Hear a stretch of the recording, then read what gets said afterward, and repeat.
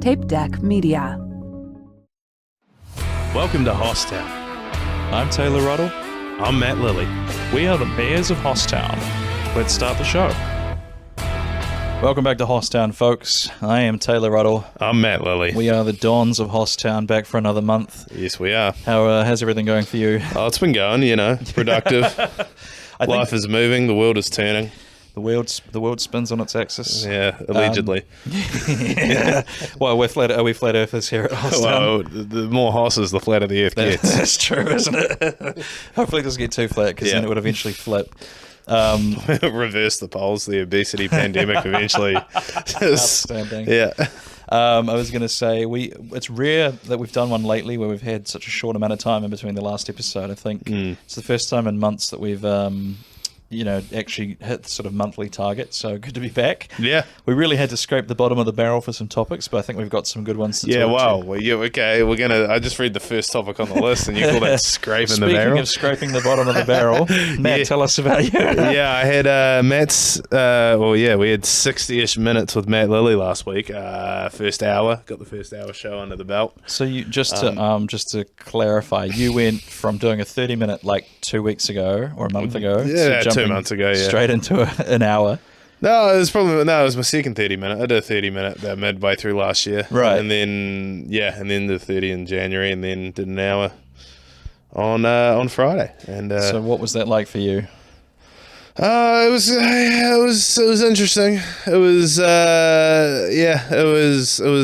fun. It was not as long as I thought it was going to feel. It goes by quickly, doesn't it? Because I felt like the 30, the first time I did a 30, that felt long. Even though it went well, it still felt long for me in the crowd too, my friend. No, it was a delight. Yeah, but 60. I don't know. It's just like, because you just don't even think about the time in the first 30, because you're just like, why would I bother looking? I know I have a lot long ages till I'm getting off anyway. I remember the first time I did a full hour.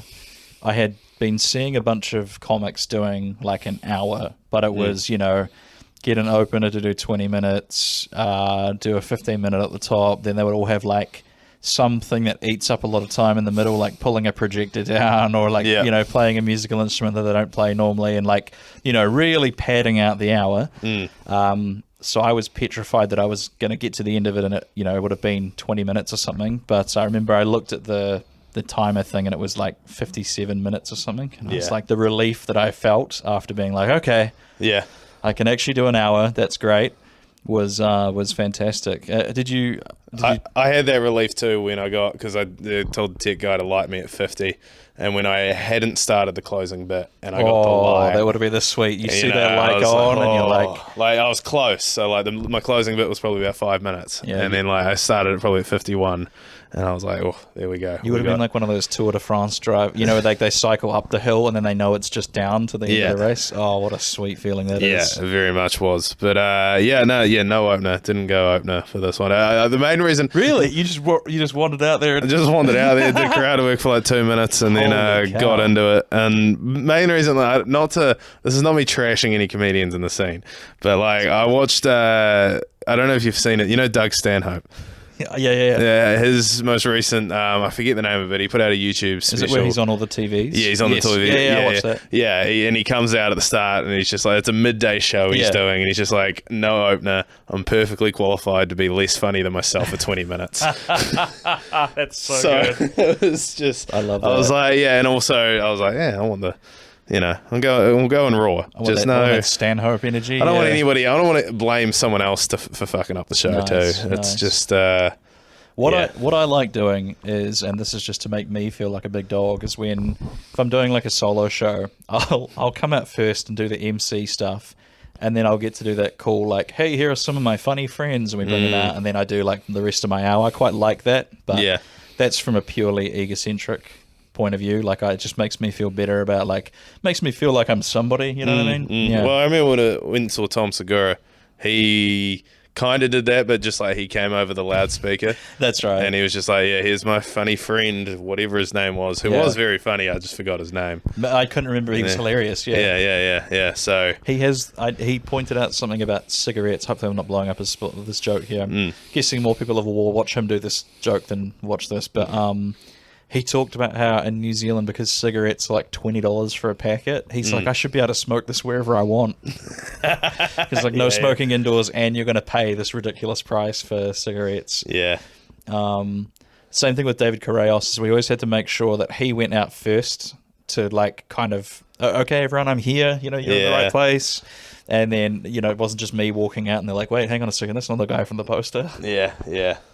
Which doesn't really happen in comedy because, I've been to concerts and it's expected that the first guy coming out isn't the main artist. At least like, so I've been to like, I've been big hip hop rap fan. I've been to a bunch of shows. I've been to big ones where like they have 2 or 3 openers and they each do like, the first guy might do 15, the next guy do like 20 or 30, and then the full hour and a half for the main guy. And I've been to one where it was just like, he just had like his DJ / hype man just do like his own mix of songs for like 10 minutes, and then he brought the main performer out.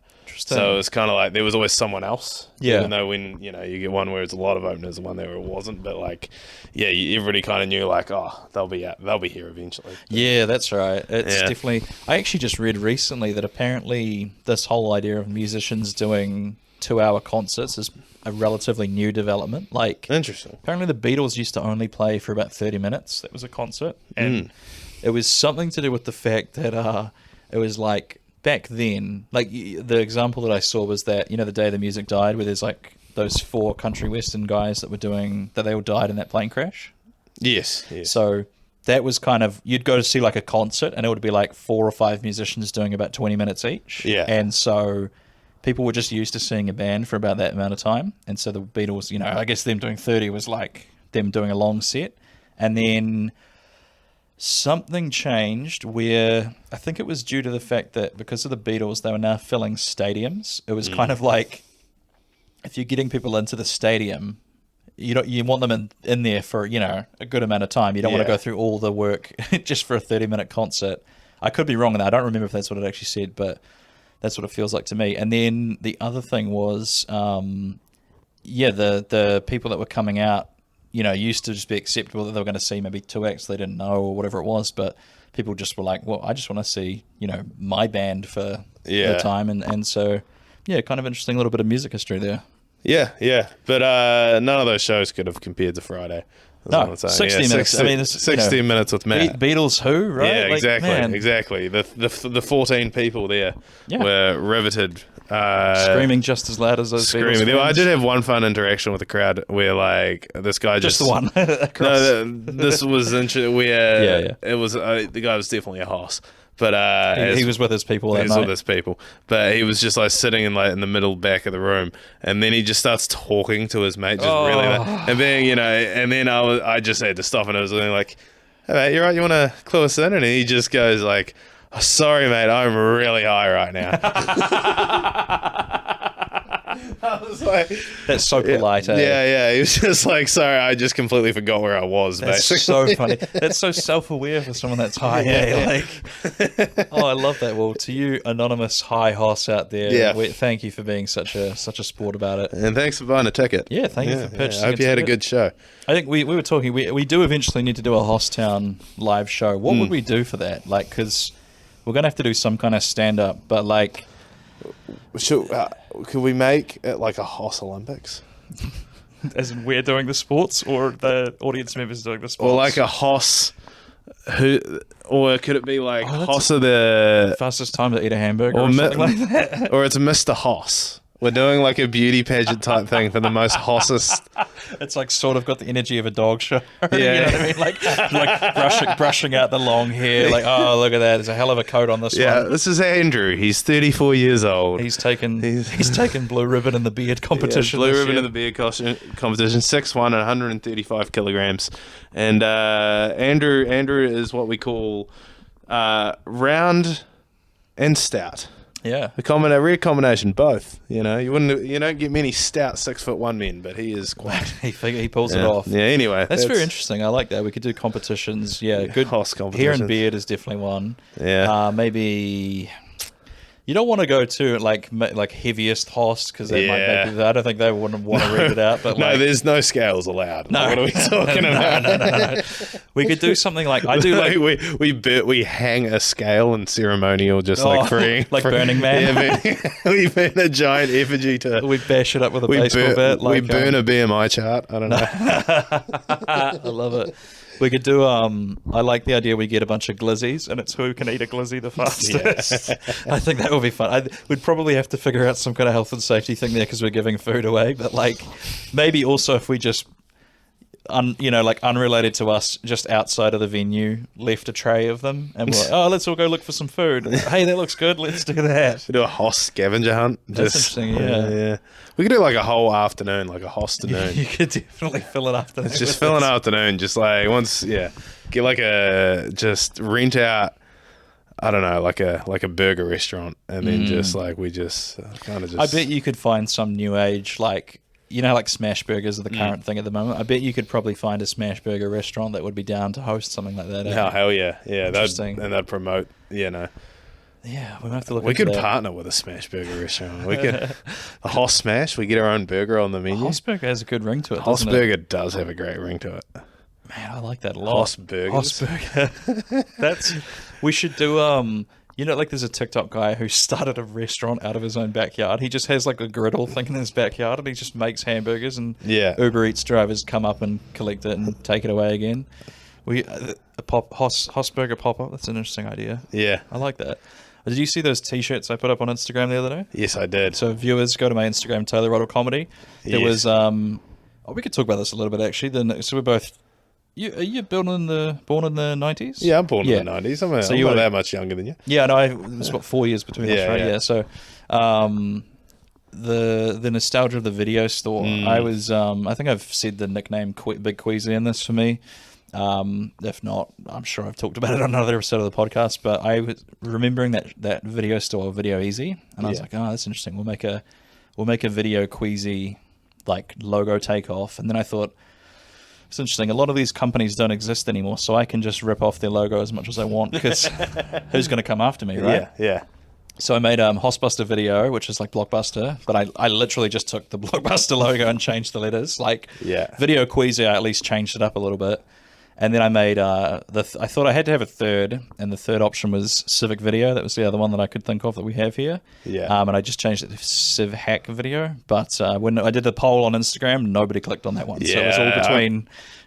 I voted for Video Queasy. Which, yeah. So I need to actually make a note for myself to get that on my merch store this weekend. And I feel like there's something you could do with Civic Video, because Civic Video, that's the one we had. That was the nostalgia. That was. I still remember the radio jingle. See it at Civic. Yeah. I remember when I was like getting into high school, that was the first place I took my resume when I wanted a part-time job.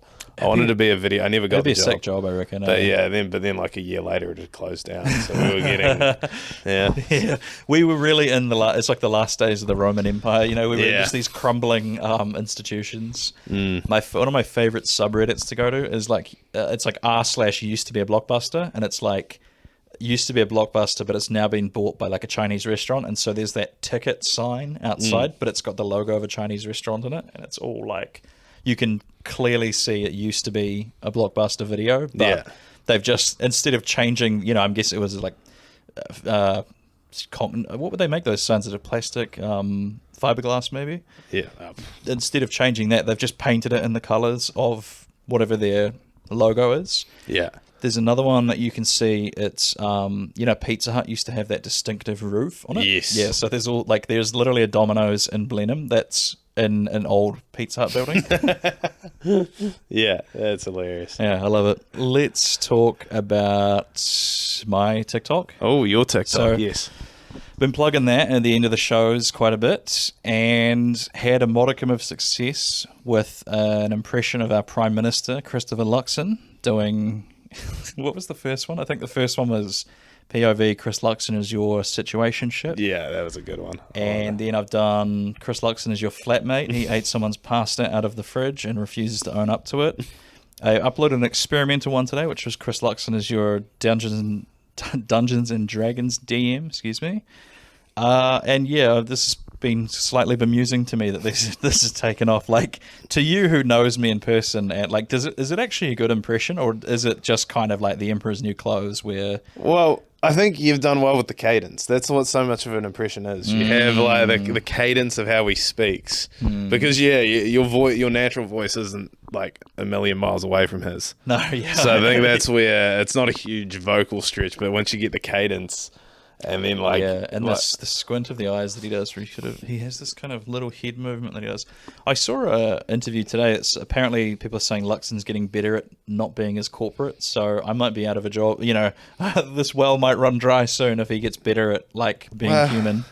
Better at not being corporate. So but that's like saying he's going to get worse as a politician. I mean, like the guy is Mr. Never Give a Straight Answer. That's literally how and people have just caught on to his trick. I think there's more kind of what's happened there. Not to get political, but yeah, that's the funniest thing I've noticed about it is that I've had like right wing people sharing it, and I've been like, that's interesting. Like even they're kind of sick of him, so it's like. Well, because I think he went on Mike Hosking, and Mike was going after him. Yeah, showed Mike Hosking is about as right wing as you can get. Yeah, well, he's the most the biggest right wing guy in the country. So, yeah.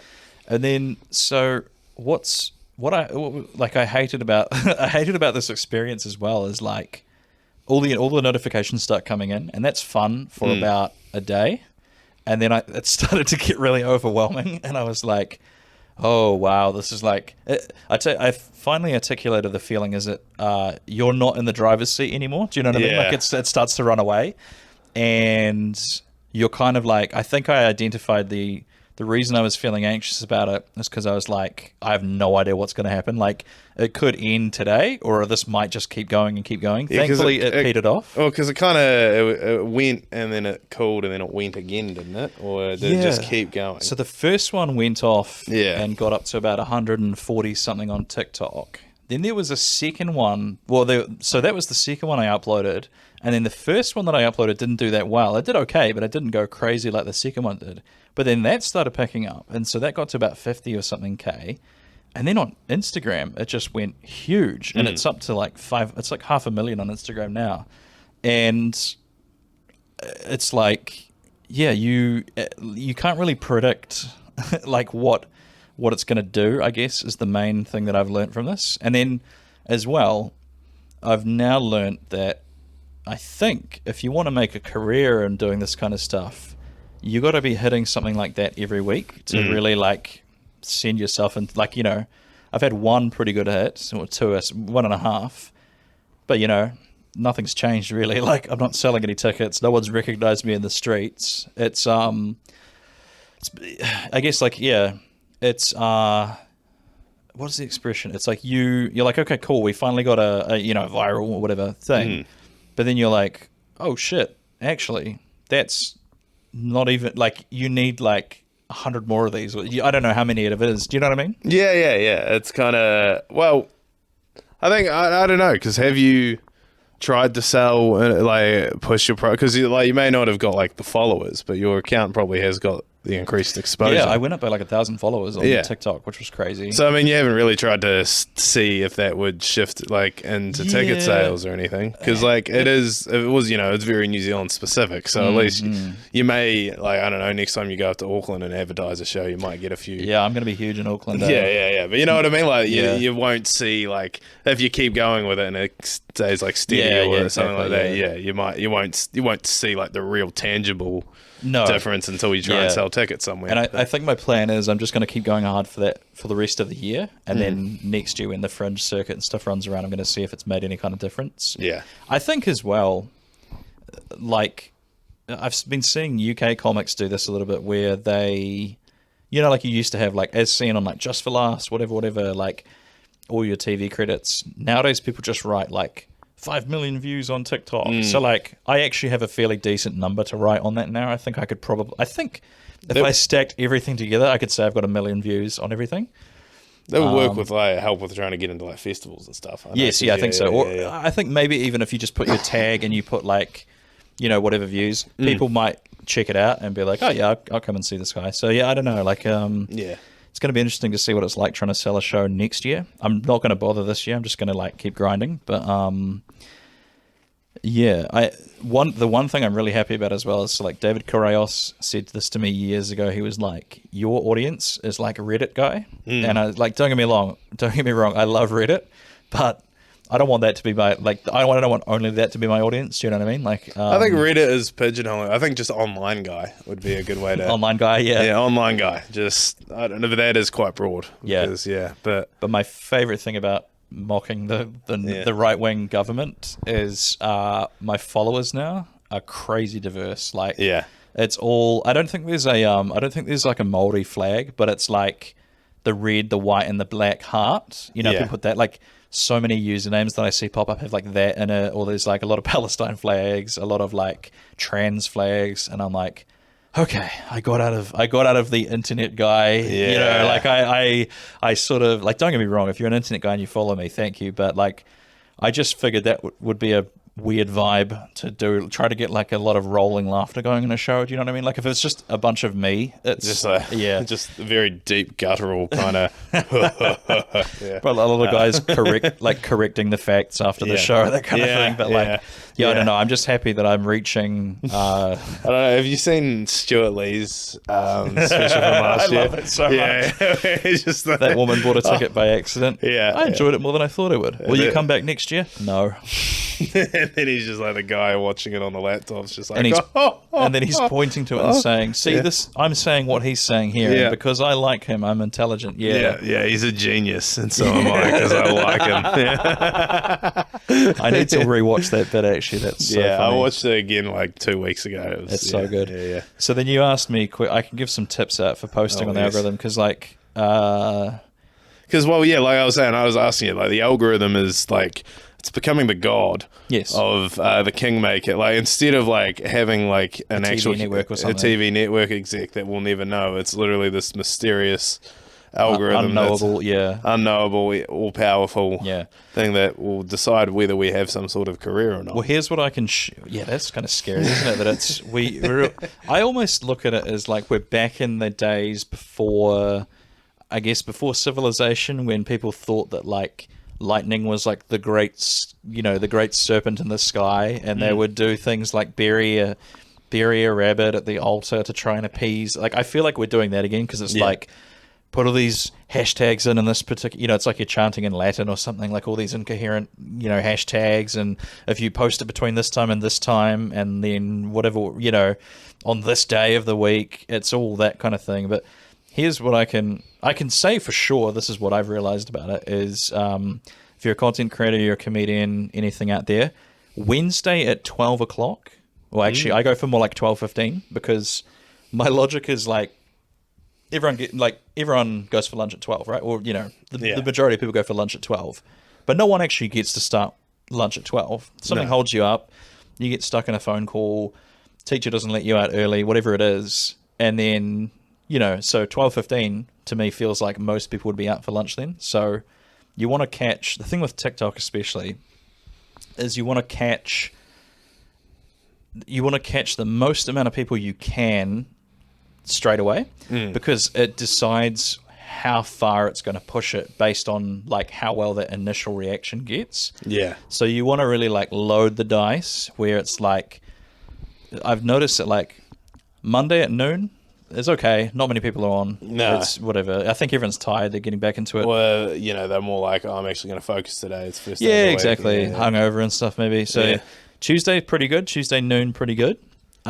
Wednesday, like, trust me, Wednesday 12:15 p.m. is like the equivalent. You remember like primetime movies would be like, 7 o'clock on a weeknight or something? So like that's the equivalent of that now. Because then if it keeps rolling like Wednesday afternoon into Wednesday evening, more people. That Luxon thing went for like a full week, I think.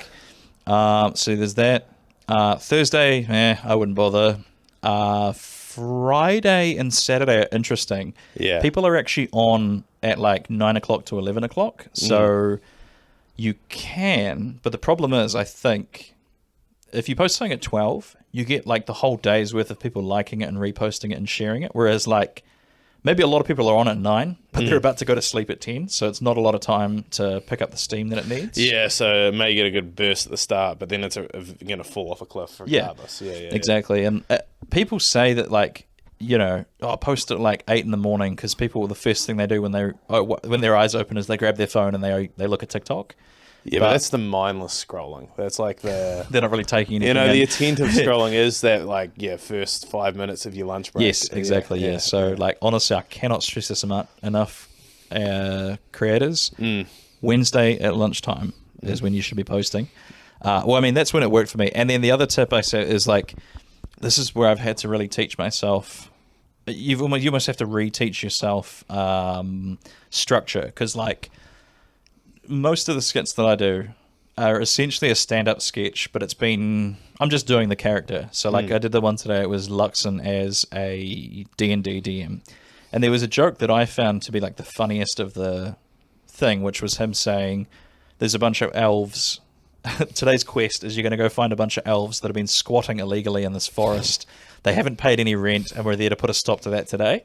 So that was like the last thing that I recorded when I was just sitting here rattling off like vaguely D&D sounding jokes. And in a stand-up set, you would want to like crescendo. You want to build, you know what I mean? Like the funniest punchline is the one that comes at the end. But I reckon with TikTok, you almost want to do it like first or second. So it was like you get the premise out there. They go, okay, cool, I'm here for this premise.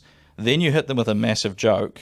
And then they're kind of like, okay, well, I'll listen to the rest of this, or they'll swipe away or something. So, like, you really want to, like, front load your content. Don't save like the banger of the punchline for the end. Get that out like first or second in there, I reckon is the way to do it. Yeah, no, that definitely makes sense, because it's all attention. And also, like, I know when you look in the back end of, like, your Instagram reels and stuff, it's like one of the big statistics is like three well, you know, it's like they tell you like plays of like 3 seconds. 3 seconds is what they that's like, you know, because less than a 3 second play is nothing. Yeah, it's someone just scrolling off. Yeah, but it's. I also, another tip I can give that I've done myself as well is look at what other people are posting and then make your stuff look like that. So, like, you know, you have the title like POV Luxonage or whatever. I just copied like another creator who used to have it in that box at the top. And then as well, you want to make sure that where it's sitting on the screen, it's not going to be covered by any of the... It's like you want as few barriers as possible between like the really important information and the viewer's attention. You know what I mean? Like if they can't read the premise because it's covered up by a bunch of shit, they're less likely to, like, you know, stick around, I guess. Yeah. And James Rocase, I'll give credit to James. He said this ages ago. He's like, if you want to make it on TikTok, you actually have to watch quite a lot of TikTok to see what people are doing. That's the problem, really, isn't it? Because that's the thing. Like, I can't. The only thing, to be honest, I go on TikTok for is recipes, which is weird. But like, then I just peak host behavior there. Peak host behavior, but host like, but that's the thing with it. Like, because most of my time, I'm a YouTube guy. Yeah. I'm a YouTube guy, so I'm kind of thinking, like, is that more of the avenue to go? More longer form commenter, like, but then are you going to become a commenter? Just, I don't know. It's kind of like, I would say, because that's the thing, like, I wouldn't know. I don't consume a lot of comedy on Instagram either as well. Like, most of that for me is I don't like watching stand-up on Instagram. I like watching weird reels and stuff, but then people will send me stand-up clips, and it's like 8 minutes long, and I'm like, me as a stand-up comedian not wanting to watch. I feel like only comedy I would watch on Instagram or TikTok is just one-liners. They're the only ones that really work, because like I prefer that. I like watching a stand-up clip in the whatever 1920 by 1080 or whatever. Like that to me is like but I mean that's just probably our age, right? We've grown up with it, and so and that being said, I know the YouTube audience is like 85% male as well. So my followers on YouTube is like men 35 to whatever, and then like TikTok. I'm so happy on TikTok. It's like 50-50. I've got like so. And I mean, that's the thing as well. You have to think about the platform you want to post, like, as to who your audience are. You need to... A video on there, I want a Tesla. No, I don't. Anyway. That got me. Let's roll on. Let's keep rolling. You're going to be an uncle soon. Thanks. I've been working on something in the background. No, I've done no work to be an uncle. No, my sister-in-law's... about to pop. So that's your brother's wife is about to have a baby. So older brother's wife. Yep. So I'll be the main the main uncle, top uncle, fun uncle. Is it your first time? Funcle. Yeah, it'll be the first time. First one in the family. First one of our like generation of like cousins and stuff. To have a kid. Even though my brother's I think the second oldest on that side. So so it'll be everybody's going nuts. The aunties are going nuts. The grandparents are now going to be great grandparents are going nuts. It's kind of interesting. How are you feeling about it? I've barely I guess not much is going to change in my life, to be honest. I was going to say, it is not a massive change for you, but yeah. No, when I go around to my brother's house, there'll be a screaming baby. There'll be a child there, yeah. Yeah, so that's a big change. That's the main thing. But how often do you visit your brother? Oh, well, I don't. Well, I'll see him at least pretty much once a week. Oh, okay, yeah. So that is quite a lot. Yeah. So unless one of us is away or something, but usually at our parents. But there'll be a baby there. It's profound. It's I'm gonna have someone to mentor, someone to corrupt, someone to because you have to decide what kind of uncle you're going to be, don't you? Yeah, Funcle. It's got to be the Funcle. You're going to learn some magic tricks. Gonna learn some. I feel like you got to learn a magic trick. You got to have. That's how you get that first laugh. Yeah, that's the thing. Like, will I branch off to become a children's entertainer just by trying to entertain uncles and nieces and nephews and all that? I've done stand-up for children once, and it went a lot better than I was expecting it to. So I think there's a market. And piss jokes. That's right. I do think there is a market for a children's stand-up show. We a lot of work to make it happen, but I think it's definitely doable. It's just not. They don't really, not a great bar spend. No, they don't have a lot of disposable income, do they? You'd have to really hike the ticket prices up on that one to get your money's worth out of it. Yeah. Or you just tour a lot. You just tour schools. Tour around, primary school tour. Get the school to pay you. Yeah, that's not a bad business model, Yeah. Hosstown Junior, we could call it. Hosstown Junior. That's cool. We start a podcast network. We just hire a couple of rotund 12-year-olds to do a podcast. Oh man, I don't know how. Yeah, maybe that's child labour. That's true. Yeah, there's a bit of a grey area there. The child labour. But gonna be a uncle. So uncle, nice uncle. Oh yeah, that was the other thing. Yeah, it's the baby's likely gonna be a hoss. That's right. That was the reason you told me about this. Yeah, because talking to the sister-in-law, she said that the size of the baby's head is in the 98th percentile. So pray for her. She needs it. And does your brother have a large cranium? He's got a bigger head. He's shorter and smaller than me, but his head's bigger. He makes up for it in he's a real bobblehead. Yeah, and melon size. But only just we have the same hat size, but his is slightly bigger. So do you have a large hat size? Yeah, 4XL. It's the only hat that my sister-in-law found this place, but the only hats that fit me and my brother, we have to order from this random website in Norway. Oh wow! Yeah, you got that Norwegian. They got that Norwegian cranium going on. That Norwegian cranium. It probably is Norwegian noggin. Actually, the Norwegian noggin. Yeah, it's probably because it comes probably from the Scottish Highlands, from the Vikings that ascended there. But so I'll let you know. Yeah, I thought I had a bit of a pinhead for a while, but because I remember going to a birthday party. No, was it a birthday party? It was a costume party, and it was when I was a student, and I made what was that game? Skyrim. Do you remember there was that helmet on the front of the Skyrim? It has those horns coming down. So I made fair enough. So I made a replica of it out of cardboard. Yeah, and everyone else at the party tried to put it on and couldn't get it onto their head. So I think I have quite a small head. Well, I think I had quite a small head. However, lately I've noticed maybe it's the hair; it's getting bigger. I'm up to the second to last. There's little dot things on the hat. So maybe my brain's getting. I have that thing wide open. Oh, you don't even click. Don't even click it shut. Wide open. You know what you could do is you could buy a new hat and just cut the tag. Cut that strip thing off and then sort of attach it. Put it in between. Oh no, hang on, because you need holes and divots to connect them both, So you couldn't just cut. Well, what I could do is just get a belt and cut off the ends of it and then like sew that. That could work, yeah. And then I've just got like a leather belt on the back of my head holding my hat on. How long have you had long hair for? 3 years.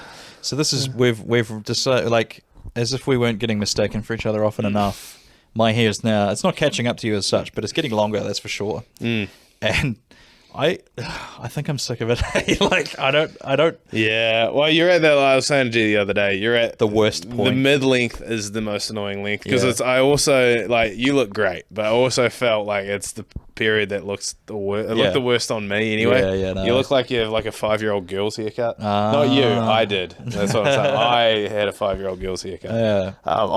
From my hair, I didn't steal it, but. Give me that. But yeah, no. So I think if you stick with it, it'll either get more annoying or you'll start to like it. So. I feel like that's a metaphor for many things in life, right? Stick with it. It'll either get more annoying or you'll start to like it. It's just relationships, really, isn't it? No. Outstanding. Wow. All right, let's go on to the next one. Yes. Professional wrestling. I did some ring announcing for Unified Championship Wrestling, which if you're watching this, that'll be the Hostan YouTube channel, never mind. I had my first crack at doing some ring announcing for a wrestling show. Lots of fun. I am now very jealous of the pop that wrestlers get. It is like 100 times louder than any laugh that I've had from a stand-up show. I also completely understand why, this was a show with, I don't know, maybe 300 people or something like that. So I can't imagine what it's like when you're in an arena full of people, like how loud that must be. Did you see old John Cena in Brussels when he on Raw the other week where they just booed him? Yes, they were just singing along John Cena sucks. Yeah. Imagine that. Yeah. That would have been insane. The amount of memes that he created from just that speech, with his one where he's like going, "What do we get? What do we get? You get nothing." Like people are using that for like when their kids ask them for things. Or the one where he's like, "I've been in a toxic abusive relationship." Even that kid. It's just like, it's a chubby little kid who's like in tears. And just before he said that to him, there's a clip of the kid going, "I love you, John," or something to him. And then I saw that clip, but when he points to him, there's that audio of 50 Cent going, "Why you say fuck me for?" But Unified Championship Wrestling at the Kaiapoi Working Men's Club. Yes, indeed. I actually don't. I guess I can talk about the experience of it because it was me and then the other announcer is Taya. She's like a local actor and that sort of. I think maybe she's done some modeling as well or something. But we were basically like the what do you call it? The timekeepers area. So we were ringing the bell in between matches and like obviously doing the ring announcements and stuff. And man, we had a good seat. Like we're basically front row. Like it was incredible. I mean, I did pay for a ticket as well, so I wasn't freeloading there, but man, what a good seat we had. It was just like right next to the ring, and like the hard cam was here, so it's not like they were facing away from us. And I don't actually have a lot. It was just a lot of fun, to be honest. So did you get to go ding, ding, ding on the bell? So I've heard. So for the match starting, it's ding, ding, and then for the ending, it's ding, ding, ding. And you have to. It's actually really anxiety inducing because like they make it look easy on WWE, where I guess they must have a hammer. I'm not sure. Yeah. You have to hit it in such a specific way. Where it's like the hammer has two sides. It has a round side and then like a flat side. And then the bell, you don't hit it on the top, you hit it on the side. And you have to kind of hit and then move it away really quickly because otherwise you get this weird vibration thing and it sort of like smothers the sound, I guess. And for the first few matches, we were getting texts from the back that were saying things like, you need to be ringing the bell louder. And I was like, I'm hitting this thing so hard. And so like, there's this weird anxiety of like when like near falls where someone gets like 1, 2 and then they kick out or whatever. Yeah. So that is so much more anxiety inducing when you have to be the one that's ready to ring the bell because you're like, is this it? Is this the match over? Is the match over? Yeah. And so you're kind of it's like whenever someone kicks out, like the reaction from me is real because I'm like genuinely like this matters like whether they are pinned or not. And then you ding, ding, ding. But, like, it's so much fun. But, man, I was really getting up in my head about it at times, eh? Yeah. No, because, like, if you go early, is it technically over or does the crowd just go, what the hell's going on? Yes. Yeah. And it's one of those things where it's like, the crowd don't notice that something's amiss until they don't see it anymore. Like, and I think we had one match that devolved into kind of chaos, and it's like we were given very strict instructions of like, wait till the ref points at you to ring the bell. But there was like a fight that started before the ring, before the thing, and so we're like, do we ring the bell again? Well, the ref didn't point at us, and you know, the ref's trying to stop them from fighting each other, and then we just get the text like, ring the bell. So we're like, all right, so we ring the bell, and then like the ref gets everything kind of in order or something, and then the ref points at us. It's like, oh damn it, like we'll figure it out. Yeah, I mean, you know, it was my first time doing it, so it was like, it is what it is. But so do you reckon any chance of you getting in the ring yourself? Oh man, I jumped up in there to just like, because I didn't want to trip over when I got in the ring, and I was wearing my Crocs as well, so I was really worried about that.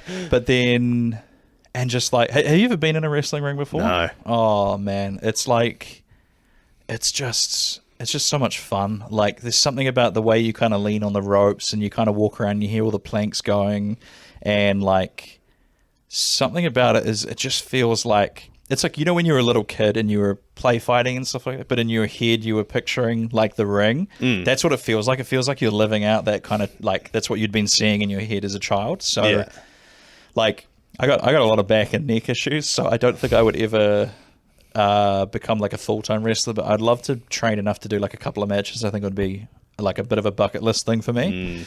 And then especially after having been in the ring and like just sort of looking around, it's like, oh, that'd be so much fun. Just get to the manager level, get managing someone, and then your arm twisted, get tied up in it. I'm already here. Yeah.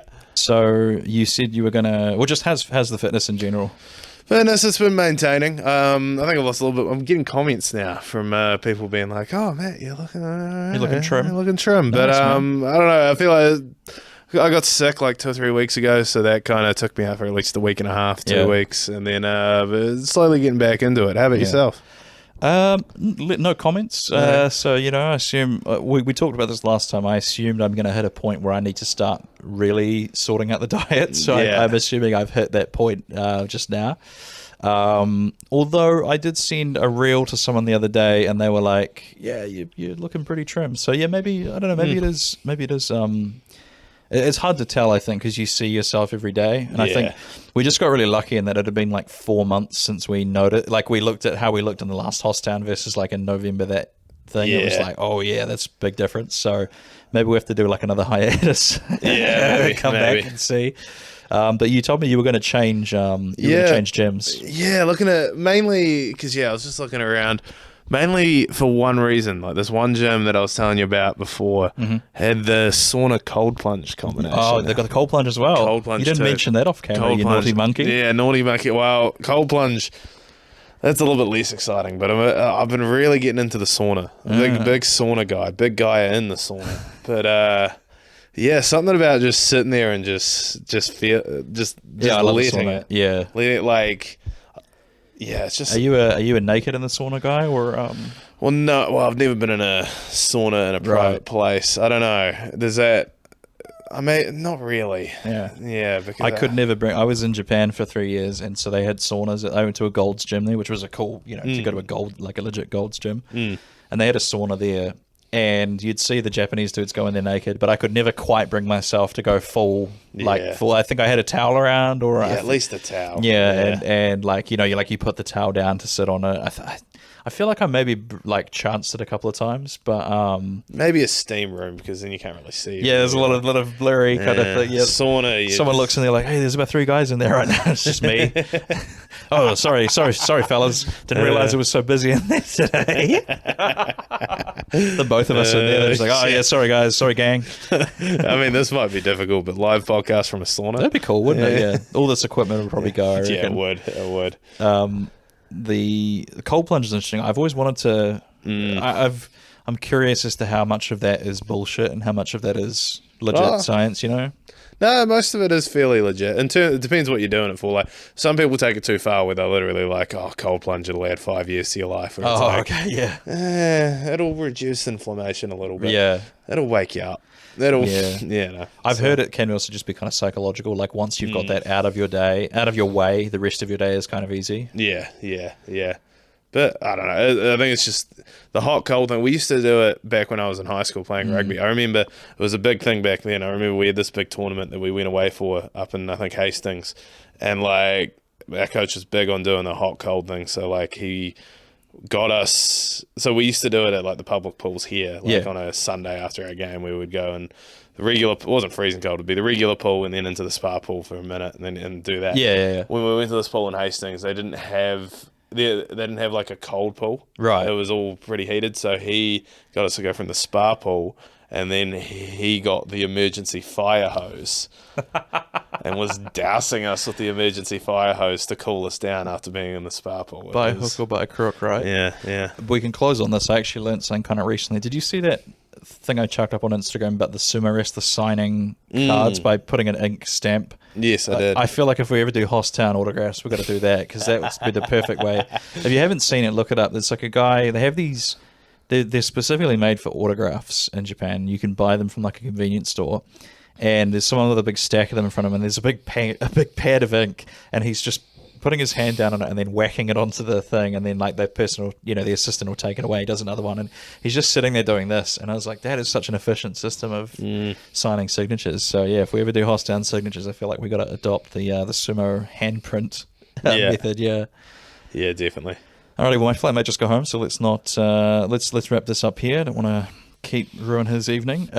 Plugs, any plugs coming up? Nothing big, just late night laughs at Good Times Comedy Club. We've got a couple shows coming up, and Am I on that? Yeah, you're on. I got That's two in right. April. You're on one of them. Yeah, so, we haven't talked a lot about this, but relationships a lot less tense with our Good Times Comedy Club and me nowadays. So yes, I'm going to be on that. I'm on a Saturday show, I think, in April sometime. Go nice. Check out the. I think they might actually not have their license during that, because it's Easter. They're going to get their license, sometime around then. So yeah, they're currently dealing with a bit of bureaucracy. The license lapsed, and then I think the cops or something. They're playing kind of hardball. Yeah. So I think it's Easter. They're going to get it like officially reinstated. So I mean, fuck it. I don't drink, so come along and do a dry bar comedy on the night that I'm in there. Yeah. Instagram and Facebook. Yeah, Matt Lilley 9 on Instagram, Matt Lilley Comedian on Facebook. Taylor Ruddle Comedy on everything. I think that's all. I don't have any, just the usual gigs, quizzes Tuesdays and Wednesdays, comedy at Austin Club on Thursdays, Beats by Bingo and Rangiora the first Friday of the month. And if this one goes out before it, and I think it is, we've got a Cancer Society fundraiser at Austin Club, 10th of April. It's $20 to get in. 10 of that goes to the comedians. 10 of that goes to the Cancer Society. So it's a bit of a win-win situation there. I think it'll probably sell out. The last one sold out, so don't delay. Just go to Austin Club's website to book in. You can book in digitally now, which is great, because people used to not know how to do that. I think that'll do it. Yeah, awesome. Thanks for joining us. We'll see you in about a month. See you next time. Thanks for listening to Hosstown. Don't forget to share the episode and leave a review on your favorite podcatcher. See you next month. We'll see you then. This has been a Tape Deck Media production. Thank you for listening.